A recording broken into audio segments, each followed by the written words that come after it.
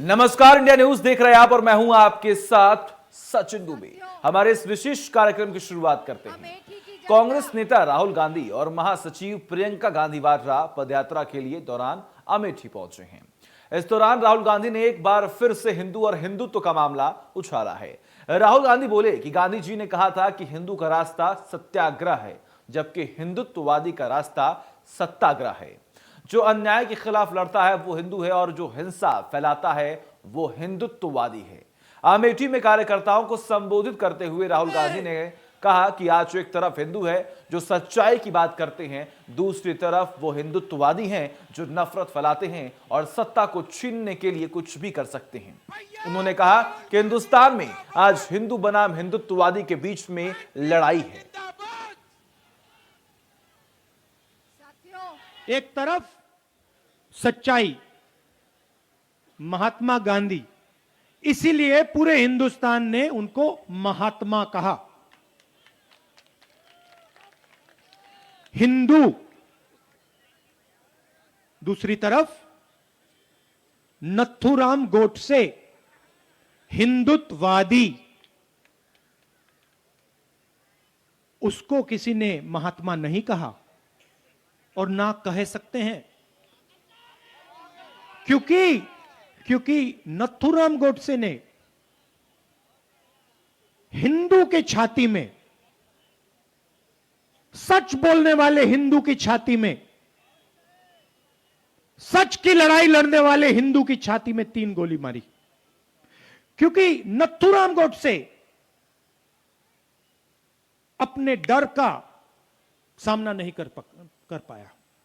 नथुराम गोडसे एक कायर था, कमजोर आदमी था और वो अपने डर का सामना नहीं कर पाया। उसने अपने डर को नफरत में, क्रोध में बदला, हिंसा में बदला और सच्चाई जो बोल रहा था उसकी छाती में 3 गोली मारी। इसलिए हम नथुराम गोडसे को महात्मा कभी नहीं कह सकते। हिंदू और हिंदुत्ववादी, हिंदुत्ववादी झूठ का प्रयोग करता है। हिंदुत्ववादी अपने डर के सामने अपना सिर झुकाता है। हिंदुत्ववादी अपने डर को नफरत में, हिंसा में बदलता है। यह फर्क है भाइयों और बहनों। हिंदुत्ववादी गंगा में अकेला स्नान करता है।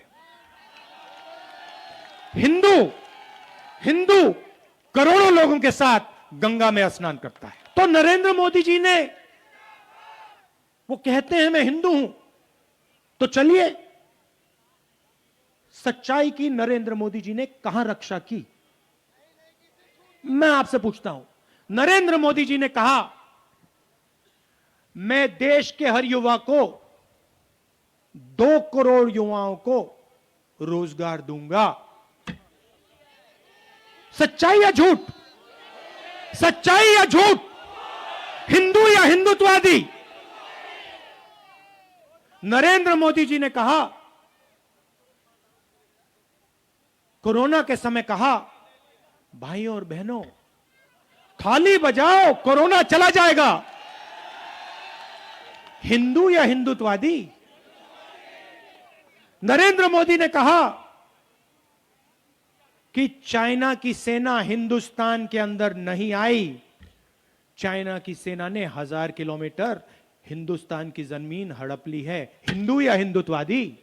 आपने मुझे अपना प्यार दिया है, आपने मुझे राजनीति सिखाई है, आपने मुझे, सबने मिलकर रास्ता दिखाया है।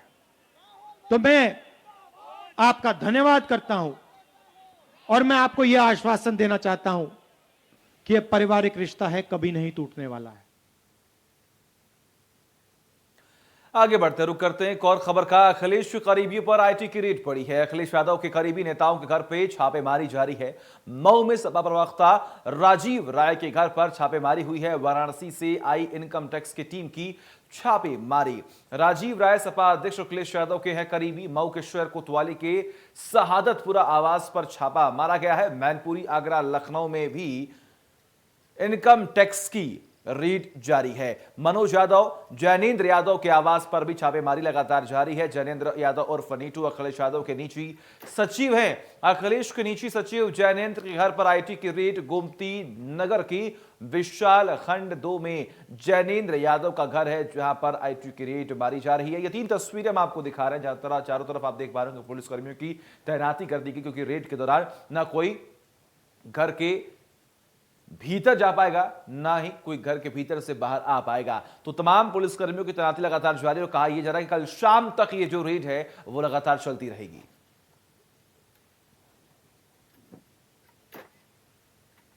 ये 3 तस्वीरें हम आपको लगातार दिखा रहे हैं, लखनऊ, मैनपुरी, मऊ, जी हां, और तीनों जगहों पर अगर हम बात करें तो अखिलेश यादव के बेहद करीबी लोगों पर यह कार्रवाई लगातार जारी है। मैनपुरी में आरसीएल के डायरेक्टर और समाजवादी पार्टी के नेता मनोज यादव पर आईटी की कार्रवाई जारी है। टीम में अधिकारी, कर्मचारी समेत 30 की संख्या 2 दर्जन से अधिक पीएसी जवान आवास में मौजूद हैं। आगरा, लखनऊ, कानपुर की है टीम। एक मिनी ट्रक में गद्दे और रजाई फिलहाल पहुंचाई गई है। रात में भी चलेगी कार्रवाई। ये तस्वीर आपके सामने है। इसी मिनी जो वाहन है उसमें रजाई और गद्दे मंगाए गए हैं, जहां पर पुलिसकर्मी विश्राम करेंगे। लेकिन आपको जानकारी दें कि जो रेड की कार्रवाई है ये कल सुबह तक लगातार चलती रहेगी।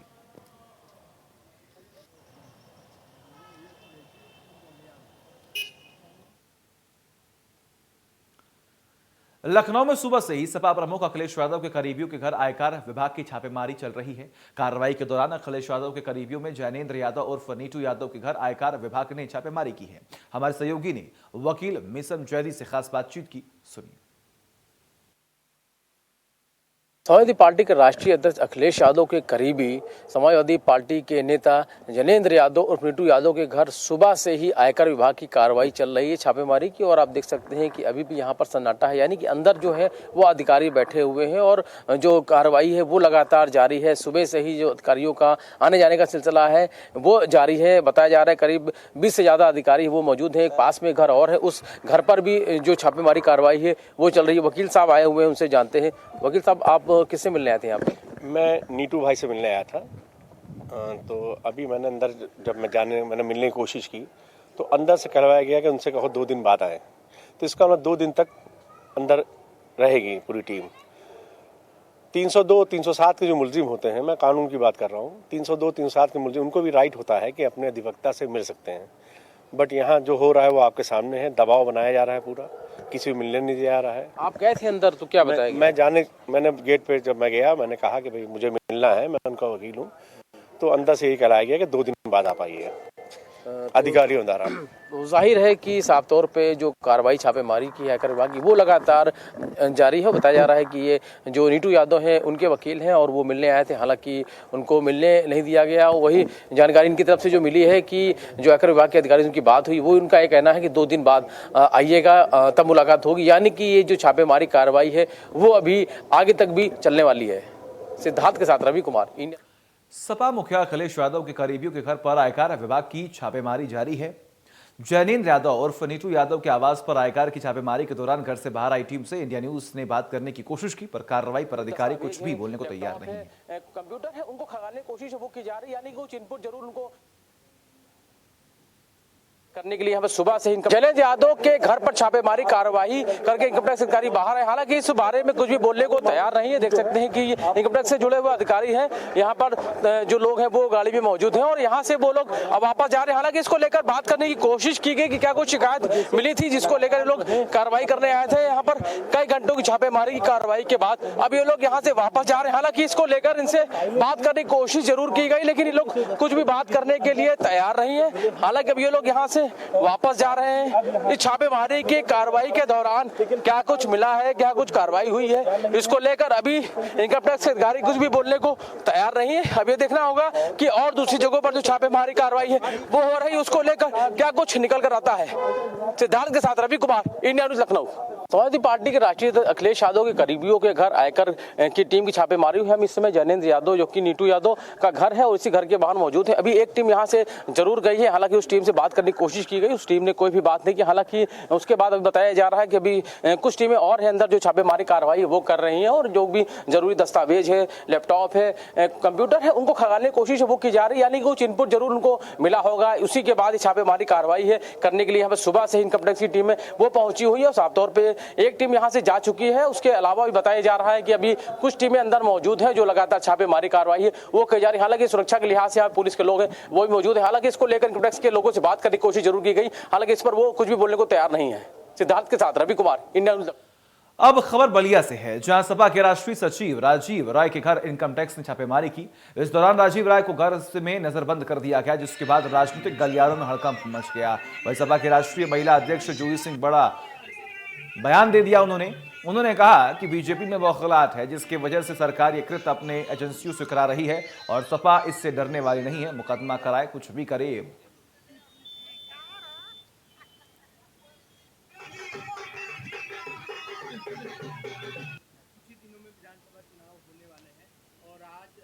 अध्यक्ष जी के करीबी राजीव राय के घर पर आईटी का छापा पड़ा है। ऐसे में इस आईटी के छापे और इनकम टैक्स के छापे को किस नजरिया से देखना चाहेंगे? समाजवादी पार्टी का कोई भी कार्यकर्ता किसी सरकारी छापेमारी और किसी भी मुकदमे से नहीं डरता है। आज इनकम टैक्स का छापा पड़ा है कुछ लोगों पर, इसके पहले हमारे समाजवादी कार्यकर्ताओं पर मुकदमे लगाए गए, उनको जेल भेजा गया, उन पर झूठे फर्जी मुकदमे लगाए गए हैं।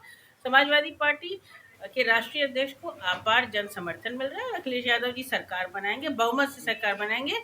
जवाब जनता ईवीएम पर देगी और केवल साइकिल। तो क्या लखनऊ से अगली खबर है, महानगर में चल रही आईटी की छापेमारी कारोबारी राहुल भसीन के घर पर चल रही छापेमारी। लगातार 8 घंटे से आईटी की चल रही छापेमारी। लगातार आईटी के अधिकारियों का हो रहा आना जाना, घर में सभी सदस्यों से हो रही पूछताछ, लग्जरी गाड़ियों के दस्तावेजों को खंगालने में लगी है आईटी टीम।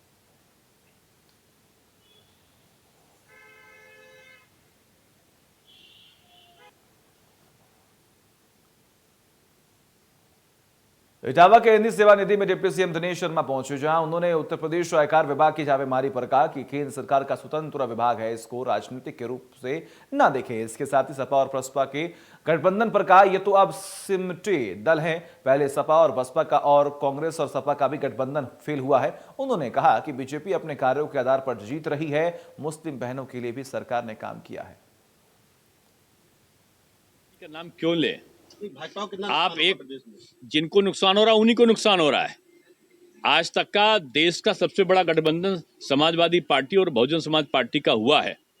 दोनों अपने बल पर सत्ता में रहे हैं और दोनों इतनी बुरी तरह हारे हैं। इससे बड़ा गठबंधन कोई प्रदेश में नहीं हो सकता। जब सपा और कांग्रेस मिले और हार गए, नहीं जीत पाए, फिर सपा और बसपा मिले, कांग्रेस ने बाहर से समर्थन कराया, बीजेपी को वोट काटने वाले प्रत्याशी खड़ा किए, हार गए। तो अब तो ये सब सिमटे हुए हैं। बीजेपी अपने बल पर, अपने कार्यकर्ता के बल पर, अपने किए गए कार्यों के बल पर और मोदी जी के द्वारा जो पूरे देश में एक भारतीय संस्कृति का प्रतिपादन का एक यज्ञ प्रारंभ किया गया है, उसके आधार पर चुनाव के मैदान पे हमेशा रही है और विकासवाद हमारा।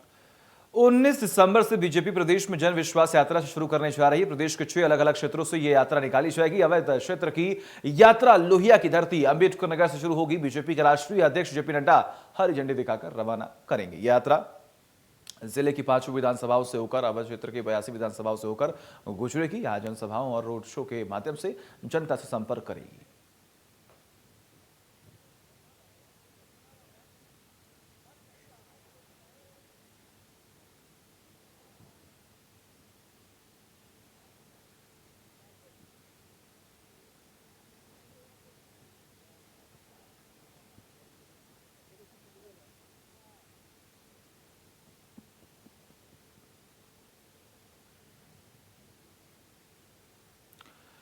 और इसी के साथ हमारे इस विशेष कार्यक्रम में मेरे साथ बस इतना ही। देखते रहिए इंडिया न्यूज। नमस्कार।